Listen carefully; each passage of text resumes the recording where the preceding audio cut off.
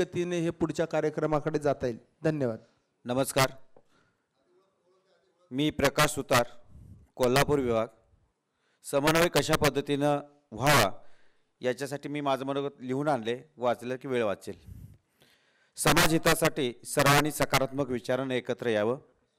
माहिती तंत्रज्ञानाच्या युगात विचारांची देवाणघेवाण व्हॉट्सअप ग्रुपच्या माध्यमातून करता येतं, पण सकारात्मक विचार त्याच्यामध्ये असावेत. वादविवाद टाळावेत. यासाठी समाज हितासाठी राज्यस्तरावरती केवळ नसून जिल्हा स्तरावर, तालुका स्तरावर आणि गाव पातळीवर समन्वय साधण्यासाठी समाज प्रबोधनाचे मेळावे घेण्यात यावेत. यासाठी समाजातील ज्येष्ठांना त्यांच्या अनुभवांचा लाभ घेऊन संघटन वाढवणे गरजेचे आहे.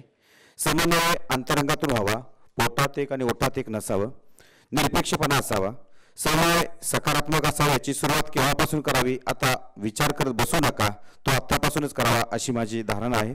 पूर्वी काय घडलं, काय घडत होतं हे आता बंद करा. यापुढे आपल्याला काय करायचं आहे याचाच विचार आता करा.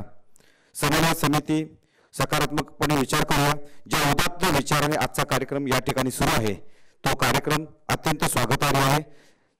त्या सर्वांना मी धन्यवाद देतो, थांबतो. जय हिंद.